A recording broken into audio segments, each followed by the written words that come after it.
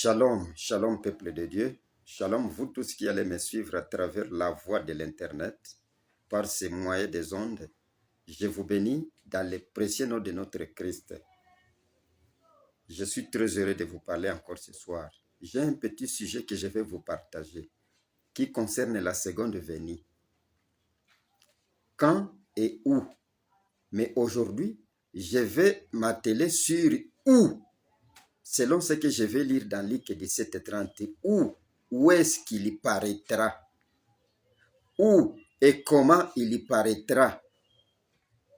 C'est ce que je vais analyser avec vous. Je lis dans Luc 17:30. Je vous prie de me prêter oreille, puisque la chose que je vous apporte, ça ne vient pas de moi, ça vient d'un prophète, un grand prophète du temps de la fin. Les prophètes de Malachie 4.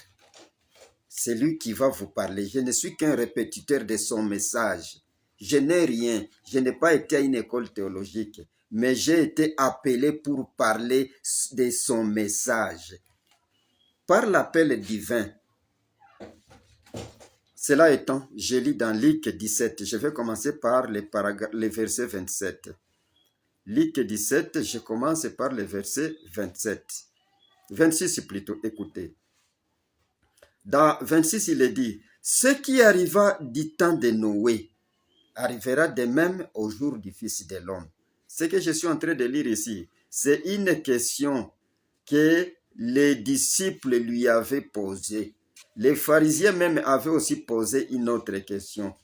Ils ont voulu savoir quand est-ce qu'il y retournera. Puisque Branham, Jésus plutôt, il a parlé plus de sa seconde venue que sa première venue. Il a parlé plus de sa seconde venue. À chaque moment, il disait quand le Fils de l'homme reviendra, puisque lui-même s'appelait Fils de l'homme. Et le terme Fils de l'homme signifie un prophète. Quand un prophète viendra, quand ce prophète a l'image de Jésus-Christ, à la capacité de Jésus-Christ, et plus encore peut-être, quand il viendra. Alors les disciples ont voulu savoir quand est-ce qu'il viendra. Je n'ai pas pris les hauts, mais je prends juste le paragraphe 26. Si tu vas lire, tu commenceras par le paragraphe d'en haut là, ou le verset d'en haut. Mais moi, je m'attelle sur le 26 ici jusqu'à 30 pour te préciser quand il paraîtra et comment. Rien que cela. Comment Jésus paraîtra et où? C'est ça au juste. Où paraîtra-t-il et comment? C'est ça mon petit sujet tout simplement. Et je lis encore, alors ceci. Ce qui arriva du temps de Noé arrivera de même au jour des fils de l'homme. Les hommes mangeaient, buvaient, se mariaient et mariaient leurs enfants jusqu'au jour où Noé entra dans l'arche. Les déluge vint et les fit tous périr. Ils étaient dans des choses là qui les plaisaient. Ils mangeaient, buvaient, mariaient et mariaient leurs enfants jusqu'au jour où Noé entra dans l'arche. Les déluge vint et il les fit tous périr. La fois prochaine, je vais analyser ça ici. Qu'est-ce qui s'est passé là? Est-ce qu'ils ont été surpris? Non, ils n'ont pas été surpris puisqu'il y avait un prophète encore. Il y avait un prophète avec un évangile là, un évangile étrange. Dieu ne les a pas surpris. Même si la parole dit « Et les déluge vint », il les fit tous périr. Non, Noé avait prêché presque 100 ans et plus. 100 ans et plus. Les avertissant de la catastrophe qui allait venir. Mais ils n'ont pas voulu l'écouter. Ils buvaient, mangeaient, mariaient leurs filles, leurs enfants.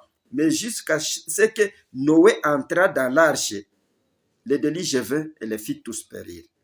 Écoutez la deuxième chose, le paragraphe 28. Ce qui arrivant du temps de Lot arrivera pareillement. Les hommes mangeaient, buvaient, achetaient, vendaient, plantaient, bâtissaient. Au temps de Lot aussi. Les hommes mangeaient, buvaient, plantaient, bâtissaient. Mais le jour où Lot sortit de Sodome, il n'est plus de feu et de soufre tomba du ciel et les fit tous périr. Ils étaient aussi dans un état de bienveillance. Ils croyaient être dans un état de bienveillance. Mais le jour où Lot sortit de Sodome, le feu de soufre tomba du ciel et les fit tous périr. Nous parlerons de ces deux choses ici. Qu'est-ce qui arriva au temps de Noé? Est-ce que Dieu les avait punis sans les avertir? Qu'est-ce qui arriva du temps de Lot? Est-ce que Dieu les avait punis sans les avertir? Nous verrons à la prochaine série de publications.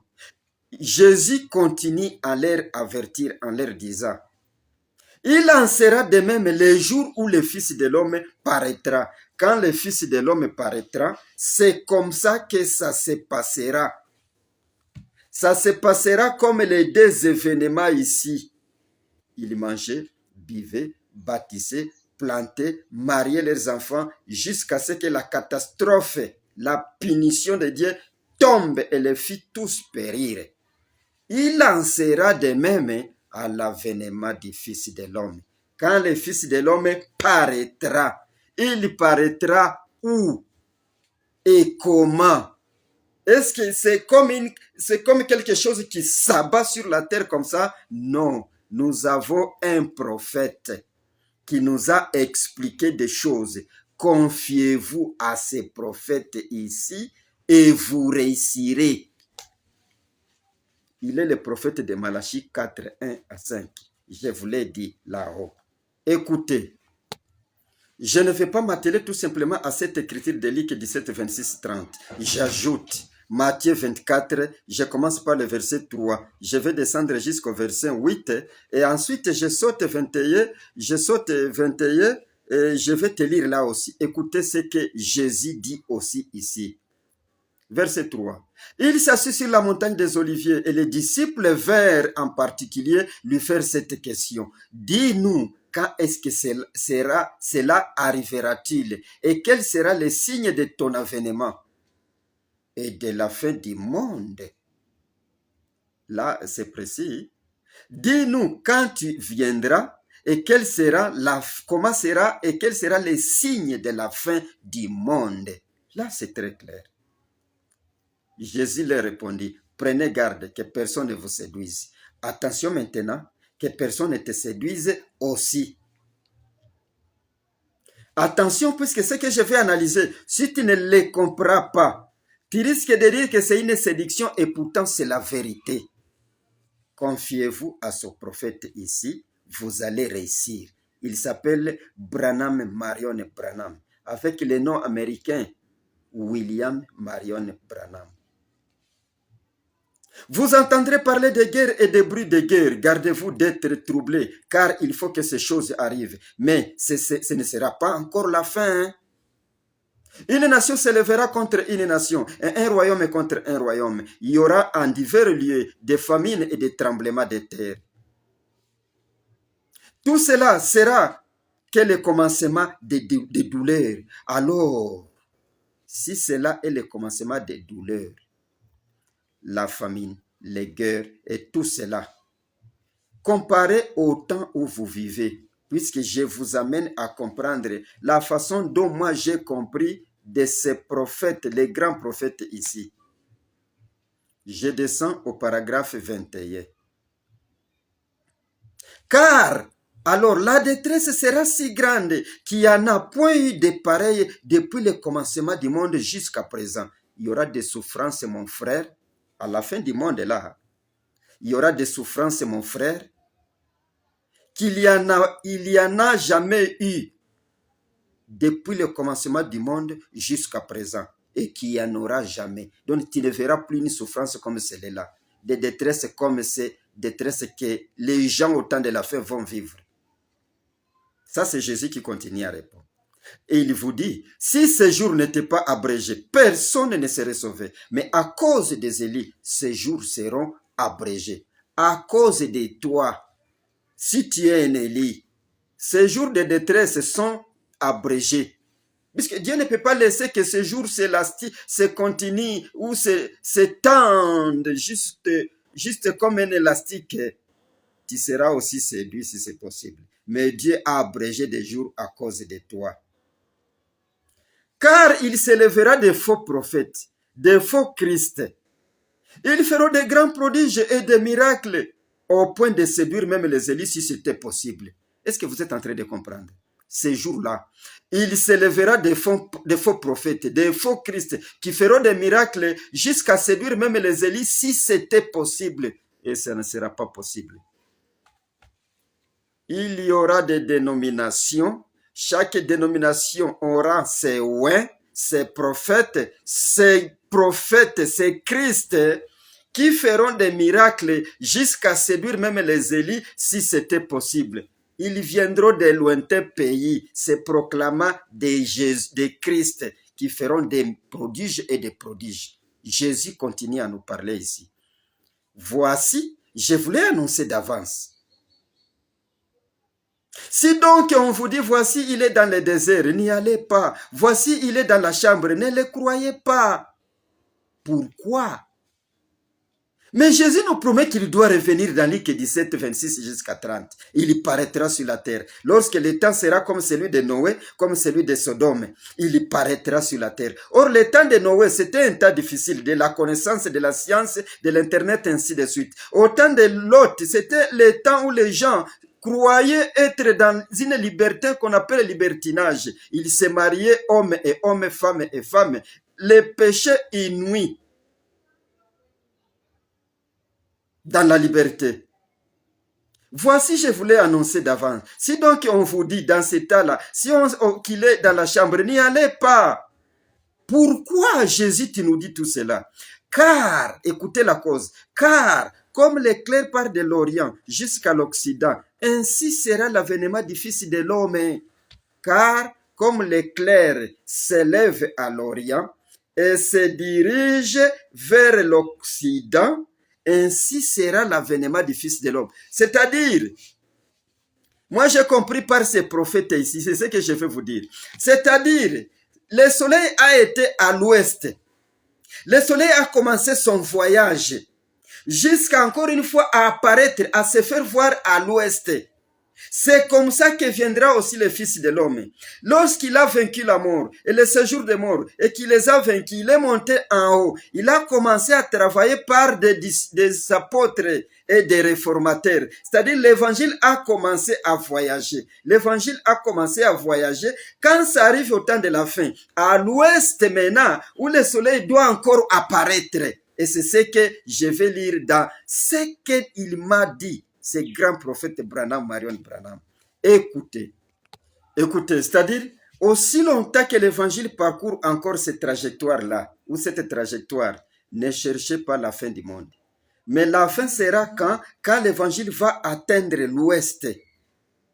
Quand l'évangile va atteindre l'ouest, c'est là que l'apparition du Fils de l'homme est remarquable. Écoutez ce que dit ce grand prophète Branham, Marion Branham. Écoutez ce qu'il dit. Et je lis la fête des trompettes, prêchée le 19 juillet 1964, les matins. Je lis le paragraphe 237, c'est là que je commence. En d'autres brochures, c'est le paragraphe 171, c'est là que je commence. Et remarquez, la civilisation est allée dans le même sens que le soleil. Là, c'est la civilisation. Est allée de la même sens que le soleil. Or, ici, dans Matthieu, on nous dit que comme l'éclair part de l'Orient jusqu'à l'Occident. Et l'éclair, c'est le soleil. Le soleil part de l'Orient jusqu'à l'Occident. La civilisation la plus ancienne que nous ayons, c'est la Chine. Tout le monde le sait. Où le Saint-Esprit est-il descendu la première fois? Sur le pays de l'Orient. Écoutez ce que le Seigneur Branham te demande. Mon grand prophète que je crois, à qui j'ai mis la confiance et que je vous invite à croire aussi. Il dit, où le Saint-Esprit est-il descendu? Le Saint-Esprit est descendu où? Selon votre connaissance, le Saint-Esprit est descendu où? Sur le pays de l'Orient, sur les gens de l'Orient. Et l'évangile a parcouru le même trajet que le soleil. Voilà une information. Voilà une information, prêtez oreille et vous comprendrez ce qu'il y a ici. Et l'évangile a parcouru le même trajet que le soleil. Il est parti d'où? L'évangile aussi est parti d'où? L'évangile a suivi le même trajet que le soleil. Il est parti d'où? De là-bas à l'Orient pour l'Allemagne. Voilà les trajectoires de l'évangile. De l'Orient pour l'Allemagne, de l'Allemagne en Angleterre. Il a fait la traversée de la mer 3 fois. L'évangile a traversé la mer 3 fois. Et regardez comment il détaille cela. Et vous verrez que c'est beau. Il est le révélateur de la parole. confiez-vous en lui, en Branham. L'évangile a traversé la mer 3 fois. Ça, c'est une nouvelle information pour vous.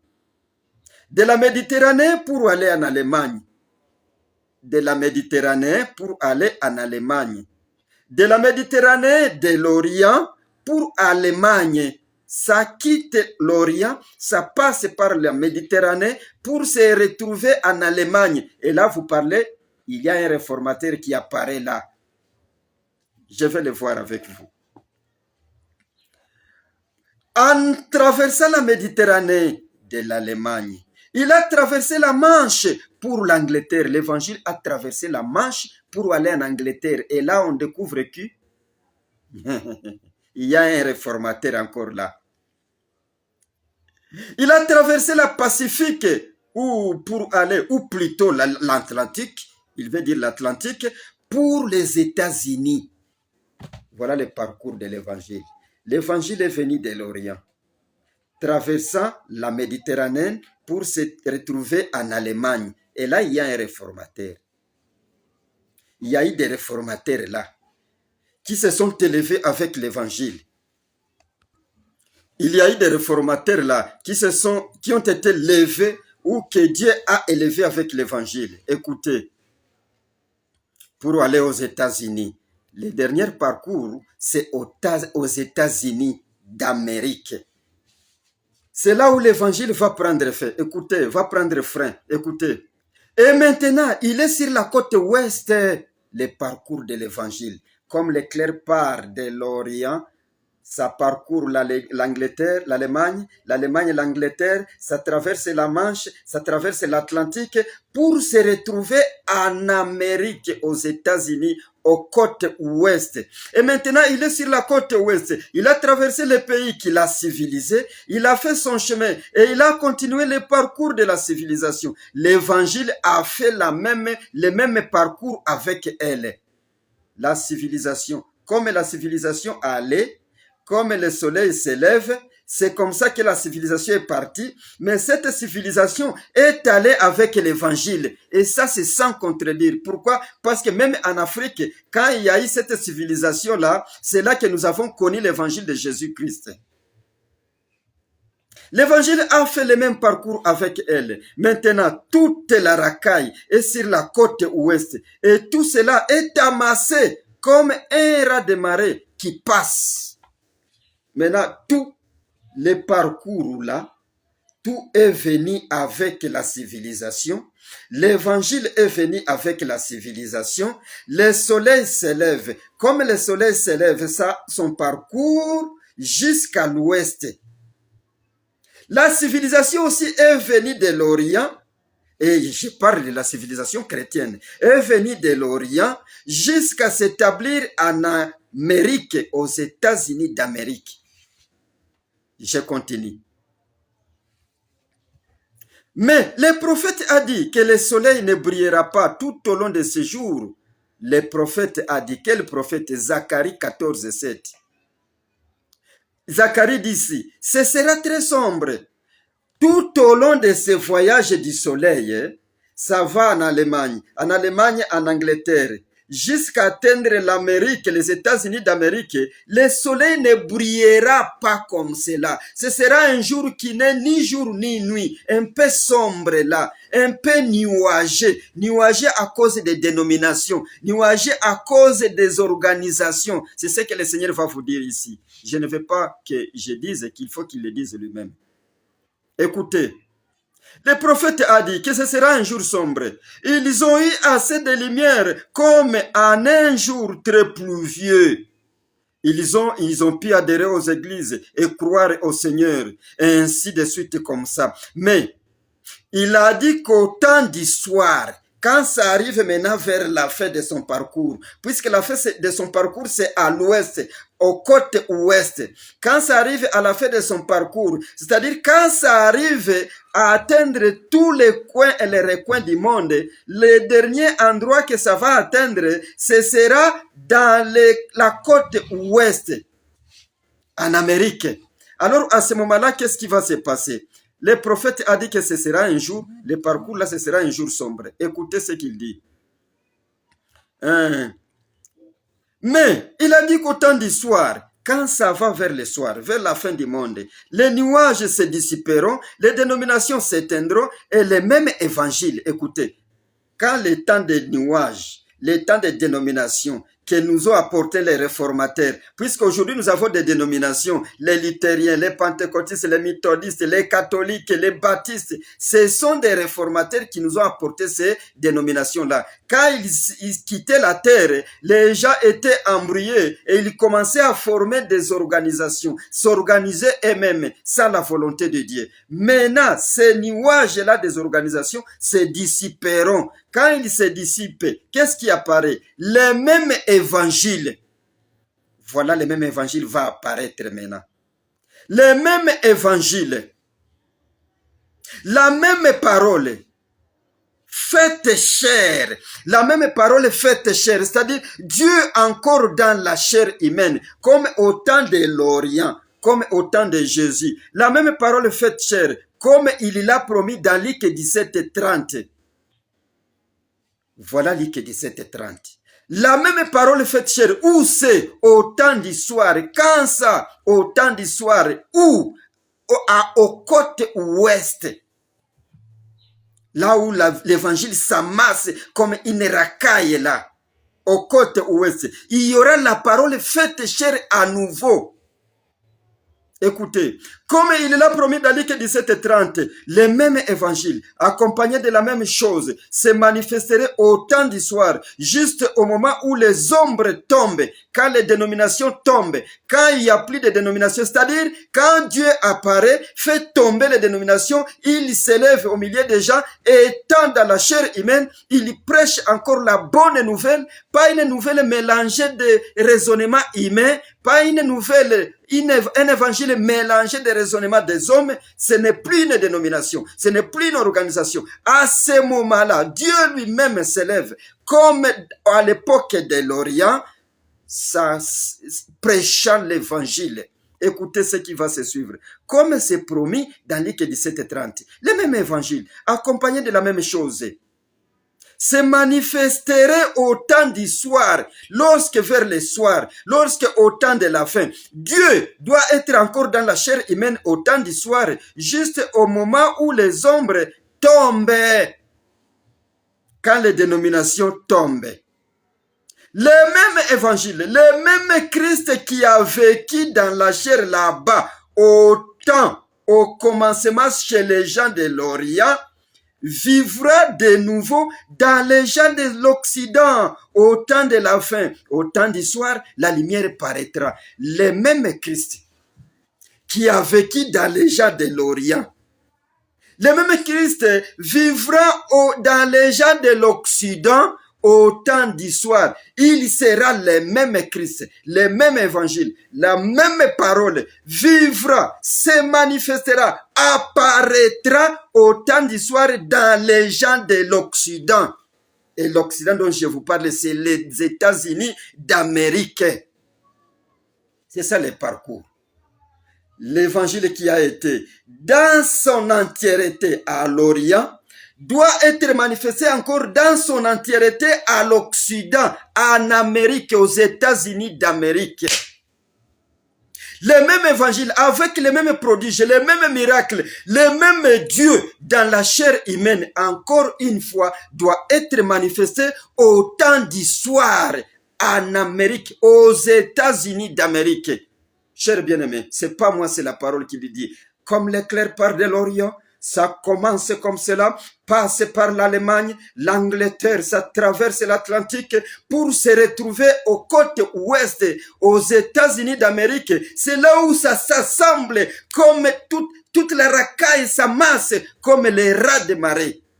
La parole surgit encore. Dieu apparaît encore dans la chair humaine. Le soleil se révélera encore au temps du soir. C'est ce qu'a dit Zacharie 14:7. Au temps du soir, au temps de la fin, la lumière apparaîtra. C'est ce qu'a dit Zacharie et Luc 17:30. À ce moment-là, le Fils de l'homme apparaîtra. Or, le Fils de l'homme, c'est un prophète. Le Fils de l'homme, ce n'est pas quelque chose d'imaginaire, ce n'est même pas un esprit. Le Fils de l'homme, c'est un prophète. Un prophète paraîtra aux États-Unis d'Amérique. Un prophète avec toute la parole de Dieu, les mêmes miracles, les mêmes Jésus qui était là dans les gens de l'Orient, apparaîtra encore autant d'histoires aux États-Unis d'Amérique. C'est ça les États-Unis, c'est ça la côte ouest. Oui, il faut qu'on allume la lumière pour que vous voyez que ça commence à se faire sombre. Alors, continuons avec la parole. La lecture de la parole, je voulais dire. Les mêmes évangiles, le même Christ qui a vécu dans la chair au commencement chez les gens de l'Orient, vivra de nouveau dans les gens de l'Occident au temps de la fin. Et Zacharie dit, au temps du soir, la lumière paraîtra. Écoutez, c'est contraire à ce que nous connaissons dans la nature. Au temps du soir, quand ça commence, le soleil commence à s'éclipser, à se cacher, à disparaître, et que la nuit commence à apparaître vers le soir selon la Bible, c'est là que cette lumière dans son entièreté, comme elle a été au commencement, doit encore apparaître. C'est là que le Fils de l'homme paraîtra. Ou vers la côte ouest, ou dans les gens de l'ouest, de l'Occident, comme il a vécu dans les gens de l'Orient, il doit encore vivre dans les gens de l'ouest, avec toute la racaille cette fois-là, c'est-à-dire toute sa force dans sa plénitude. Ce n'est plus la moitié, mais dans sa plénitude. C'est là qu'il manifeste toutes les grandes choses qu'il a comme Dieu. La création, la résurrection des morts, le discernement, la prière aux malades, la guérison des cancers, ainsi de suite. En Amérique, je continue. Le grand prophète, il nous dit au paragraphe 241, il dit ceci: toutes les écritures sont inspirées et ne peuvent pas être anéanties. Ne considérez pas ça et déconsidérez ceci. Si c'est Luc 17, 26 jusqu'à 30, considérez ça. Méditez sur ça. Ça ne peut pas être anéanti. C'est une partie de la parole qui doit s'accomplir en son temps. Et quand on parle du Fils de l'homme qui doit paraître au temps de la fin, au temps de la fin, il apparaît où? Dans les gens de l'Occident. Et l'Occident dont je vous parle, c'est les États-Unis d'Amérique. Vous savez pourquoi c'est en Amérique? Si on entre dans l'histoire, vous trouverez que la façon dont Israël haït cette terre-là où il vit aujourd'hui, ils vivent aujourd'hui, c'est par la conquête. Ils ont conquis ce pays-là. Ils ont chassé les autochtones, puisque Dieu leur avait donné ça.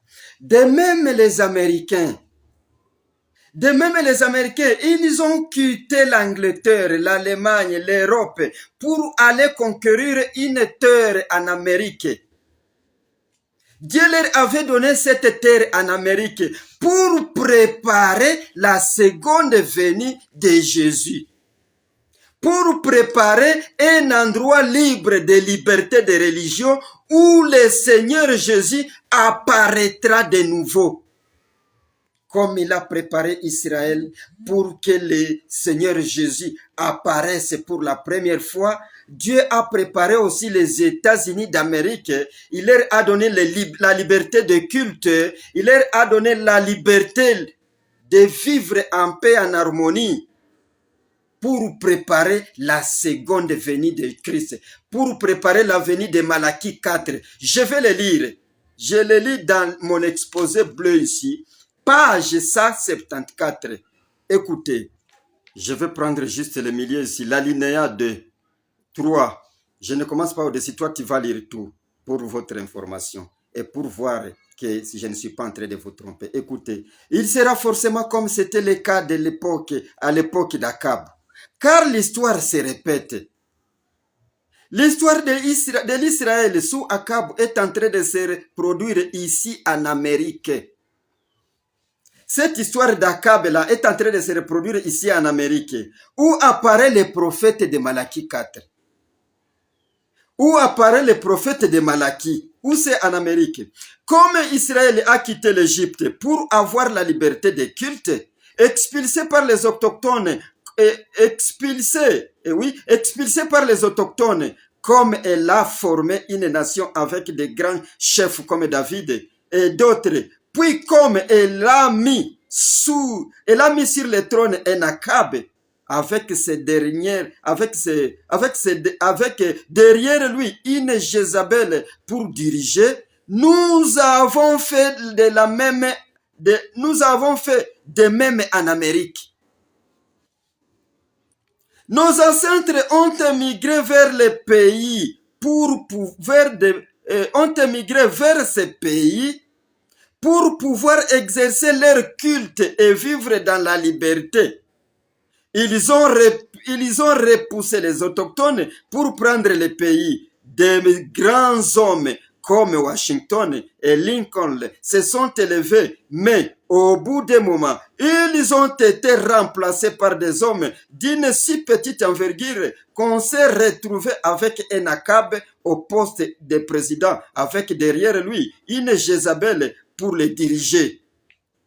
C'est à cette époque comme celle-là qu'un messager semblable au Malachie 4 doit venir.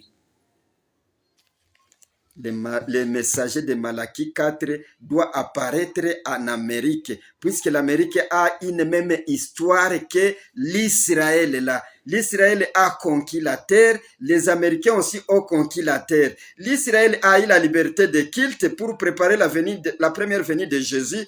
De même, les Américains ont eu la liberté de culte pour préparer la seconde venue de Jésus. C'est pourquoi là, en Amérique, aux États-Unis, il apparaît le prophète de Malachie 4. Ça, c'était une information que je vous donne. Maintenant, continuons. Vous allez vous dire bien, eh bien, le Dieu d'Israël a dit réellement qu'il va parcourir l'Angleterre, l'Allemagne, l'Angleterre, traverser l'Atlantique pour se retrouver en Amérique. Oui. Croyez tout simplement ce que dit ce grand prophète. Vous verrez, c'est là que vous aurez même la vie éternelle. La vie éternelle aujourd'hui consiste à connaître Branham. Si vous ne vous fiez pas à Branham, c'est lui-ci dont je vous montre, messieurs, vous n'irez pas au ciel. Je vous ai montré comment tout au long de ce parcours-là, c'était nuageux, des dénominations, des raisonnements humains. Après la mort d'un réformateur, on s'organise. Jusqu'à ce qu'il est à Paris, il nous a ramenés à l'évangile des ancêtres de nos pères. Il nous a révélé la révélation de cet honneur, les noms de Dieu. Écoutez, je vais te faire voir comment Dieu tonnait, Dieu parlait en Amérique.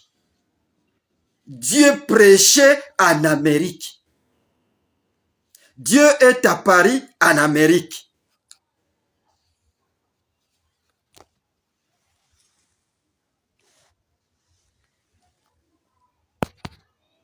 Et je vais te le lire dans le Dieu puissant dévoilé devant nous.